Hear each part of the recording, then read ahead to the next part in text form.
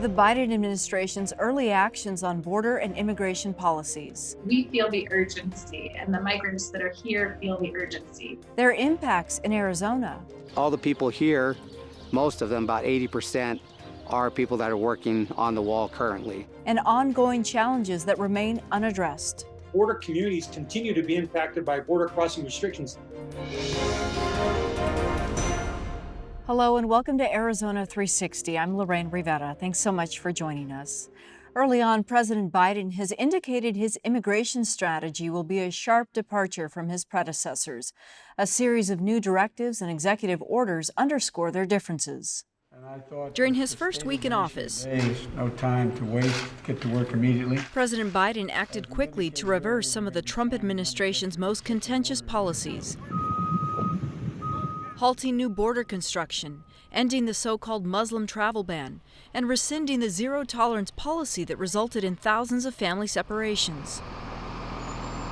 Other steps included introducing the Citizenship Act of 2021, a bill that would pave the way for many immigrants to become citizens in 8 years.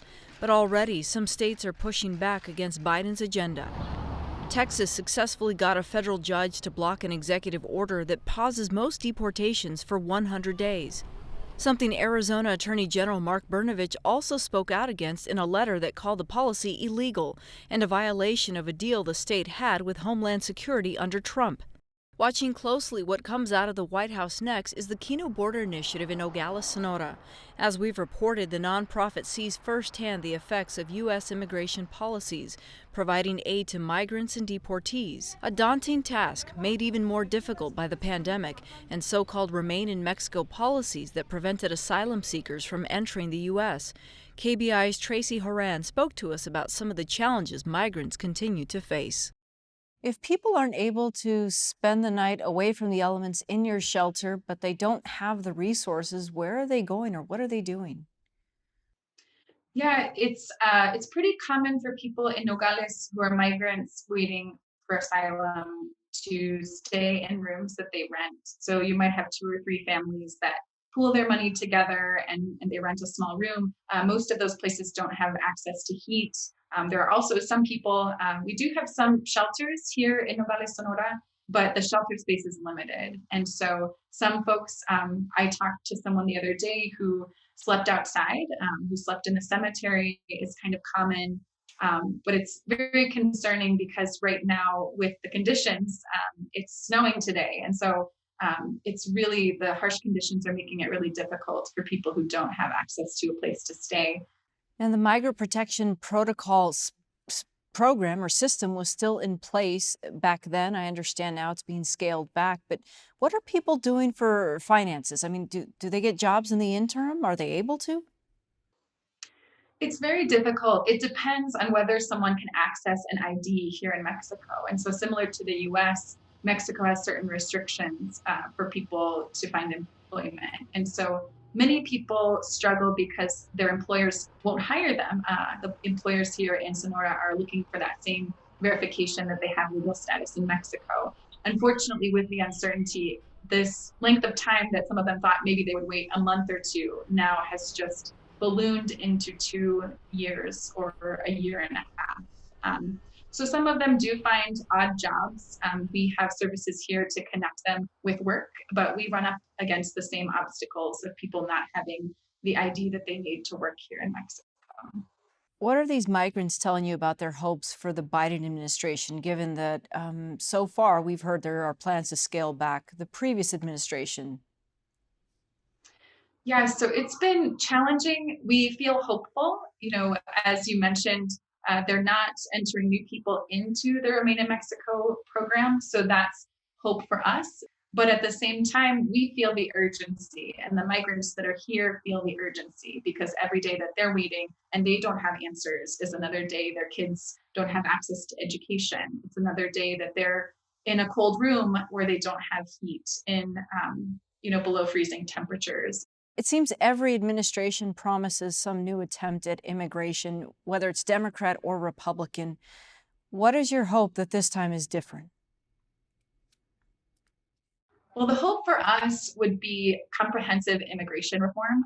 We're really hopeful about the new proposals that we've seen from the Biden administration, that really people who have been in the US without access to a legal pathway will finally have some hope. And pieces of that affect the folks who are here waiting as well. What we would hope for is to have more consensus from both sides of the aisle of people that see the value of migrants and also the need for a dignified process. And so, that proposal brings us a lot of hope. The question for us is whether people will come together around it to really move it forward, which we hope that they will. Okay. Tracy Horan from the Keno Border Initiative. Thank you. Thank you so much. Policies from the Trump administration meant to restrict entry into the U.S. have not deterred some from trying. The number of adults apprehended at the southern border last month soared by nearly 180% compared to the previous year. Apprehensions for unaccompanied children also went up, but agents encountered about 50% fewer families. Attention this month turned to reports of a caravan from Honduras that clashed with authorities in Guatemala. As for some of the drivers shaping recent migration patterns, we learn more from Javier Osorio, an expert on criminal violence in Latin America. He's based at the University of Arizona. There are multiple reports of yet another caravan making its way north from Central America. What is the push as of recent? Does it have to do with the transition of power here in the United States? I don't think so.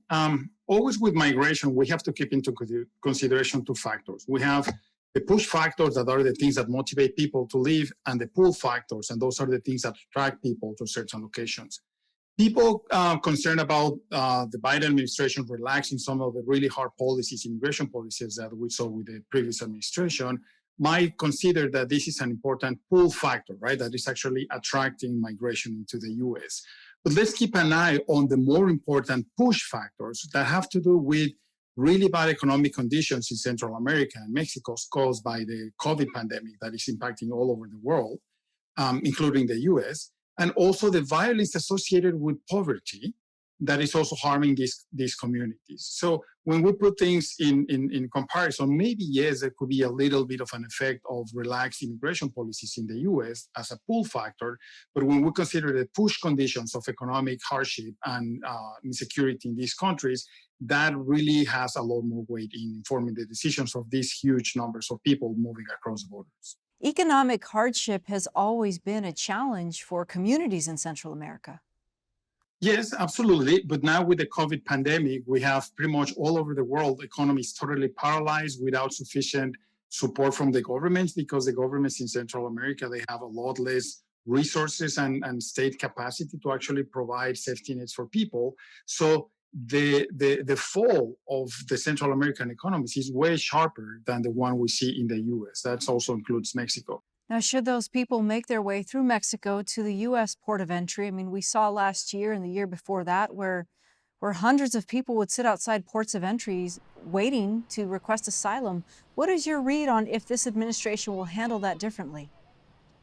Apparently, there are important changes in how the new administration is going to handle these entry requests or asylum requests.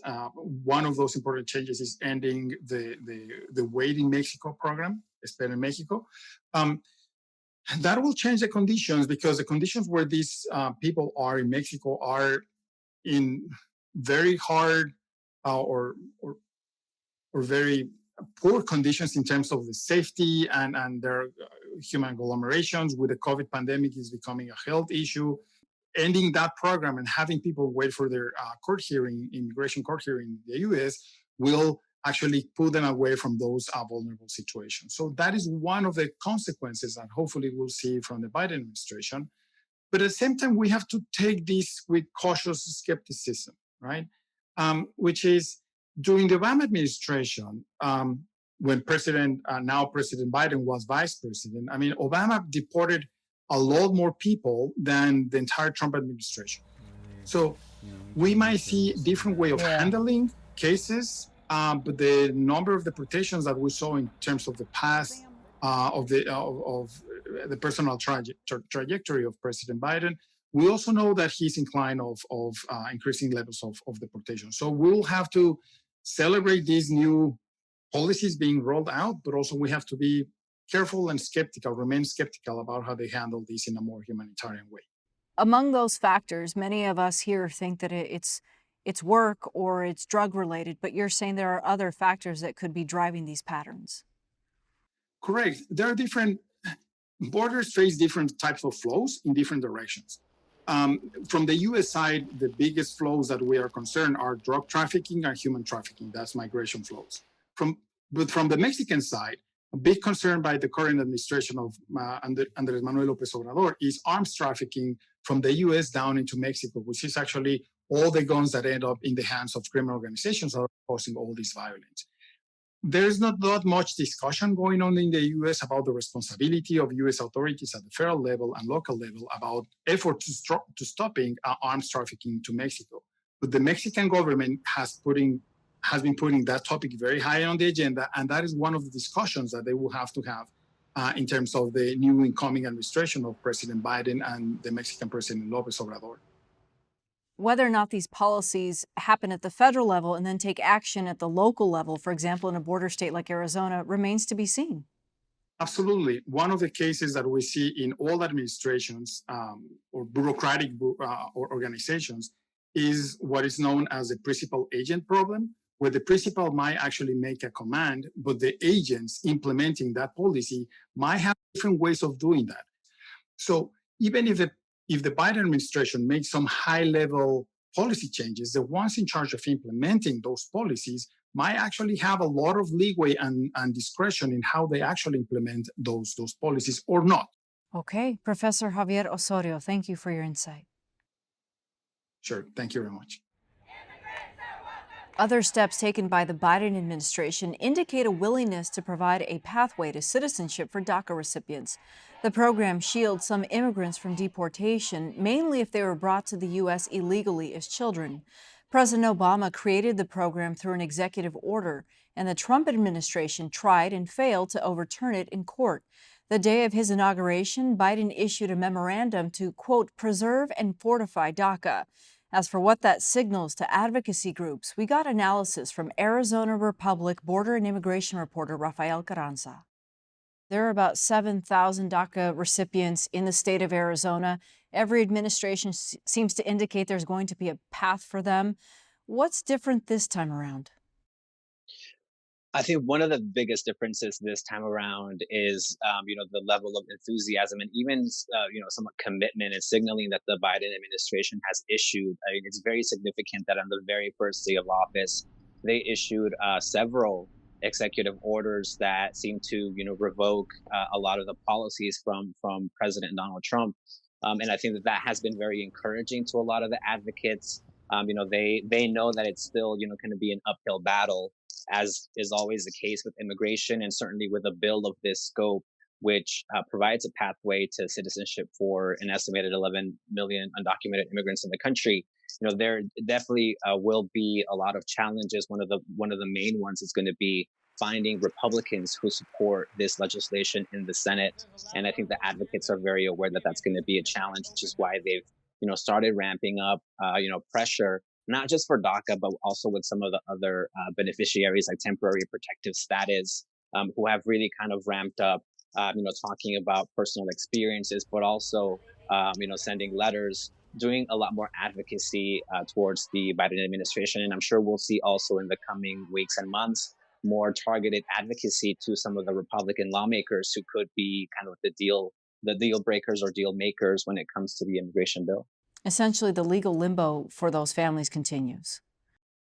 Essentially, yes. And I think it should be noted that one of the executive orders that President Biden signed is to strengthen DACA protections.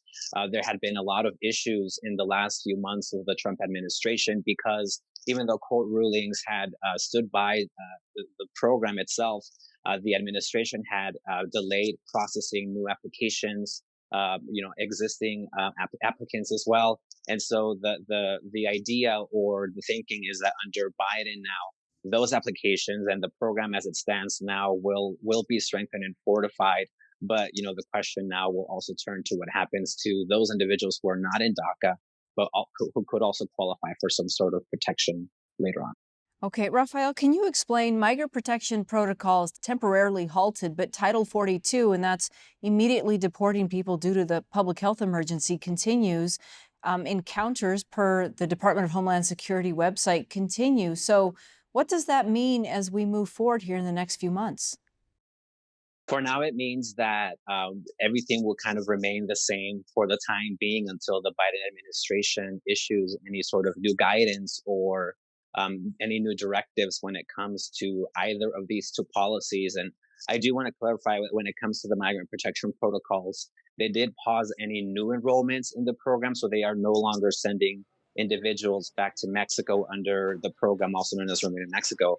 But Biden did not address, what's going to happen to all of the, thousands of people that were already sent or that are already waiting in Mexico. The Biden administration also made clear that they would keep Title 42 in place, and that one, with that policy, they've been able to turn away approximately 400,000 migrants since the pandemic restrictions began in March. That will continue for the time being. So anybody who attempts to cross the border illegally, they will be detained and returned back to Mexico in as quickly as 2 hours. So that will continue for the foreseeable future. But the Biden administration has committed to ending both of those policies.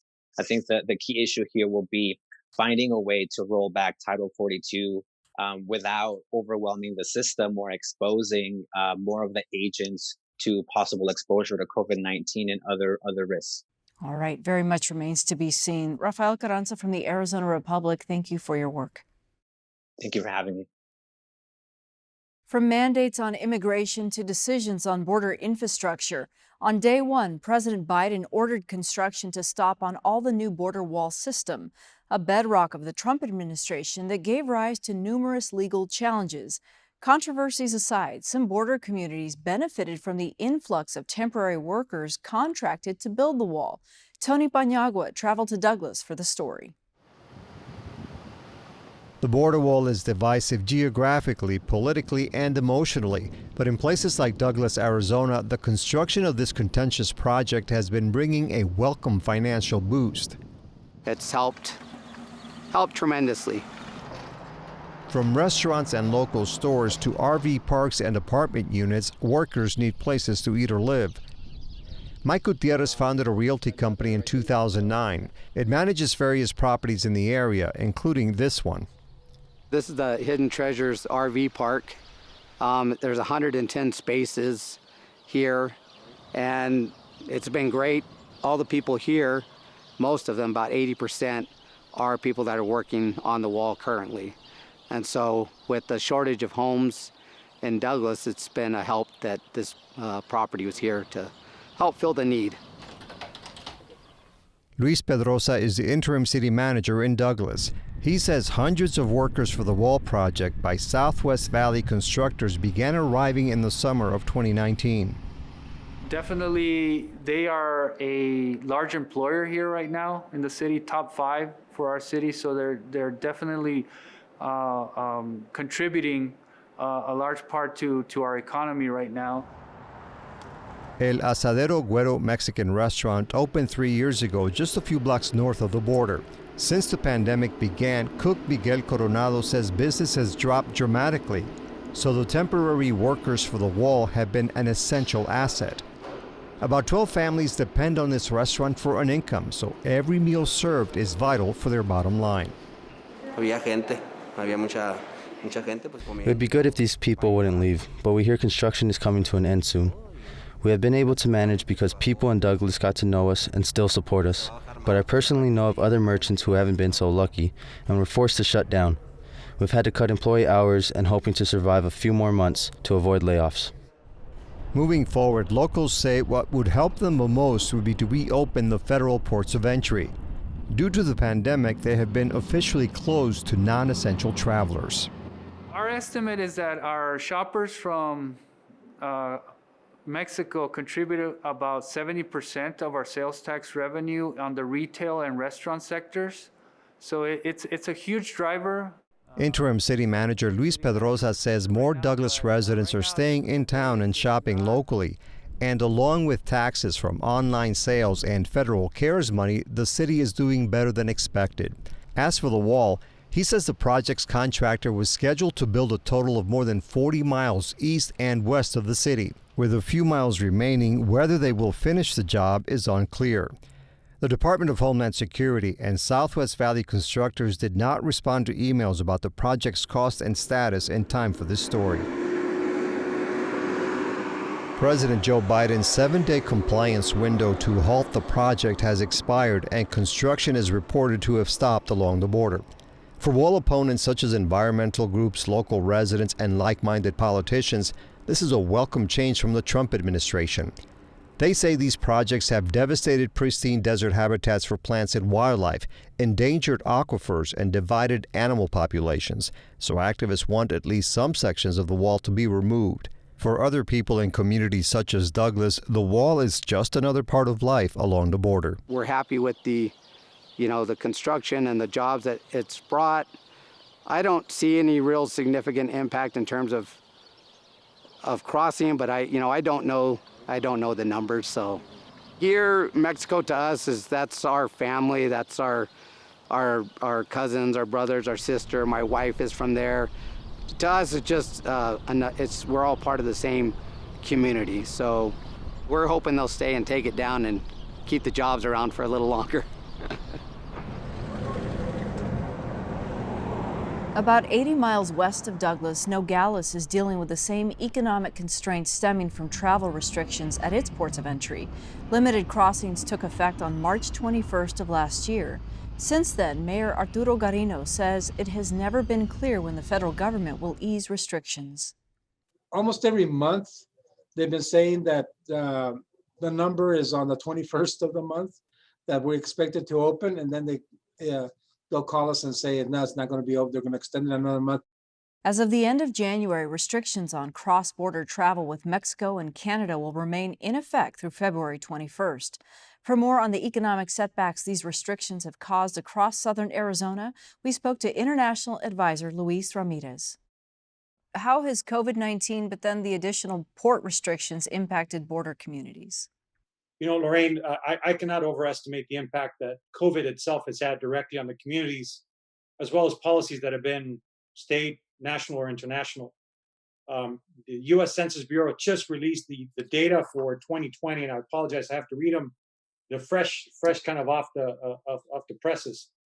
But because of the border crossing restrictions that were imposed by U.S., Canada, and Mexico, limiting or restricting border crossings to only essential travel, we see for the Arizona Port of Entry systems, cars for 2020 were down 32%, pedestrians were down 44%, total people, that's pedestrians, people in cars, bicycles, were down 43%.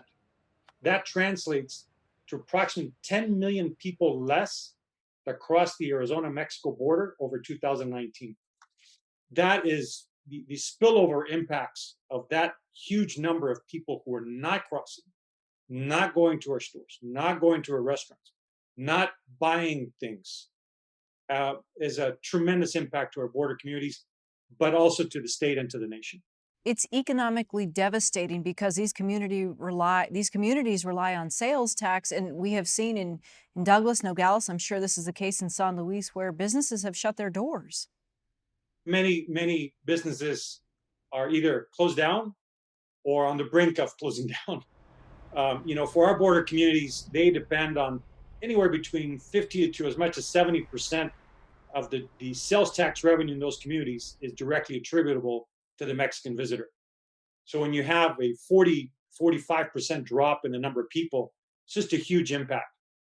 I do have to add to that we've been very fortunate that over these past few years, we've been working actively on major infrastructure investments. The modernization of State Route 189 in Nogales, the fixing of the IOI, the International Off-Oil Interceptor in Nogales, projects that are about to go online in Douglas and are about to go online in San Luis. Those sales tax for those major construction projects that are in the $100-200 million range are sustaining the sales tax revenues on a whole. But when you look at individual sales tax revenues, restaurants, shops, Walmart, all their sales are dramatically down. You also have the ear of state and federal lawmakers here in Arizona. What do you recommend to them during these precarious times? I think for instance, the proposal by Congressman Grijalva on the Rescue Act for small business, I think is absolutely an appropriate measure. Why do we think that border businesses, are worthy or deserving of this special attention? Is because when, for instance, the state of Arizona was shut down earlier in 2020, then there was a gradual opening.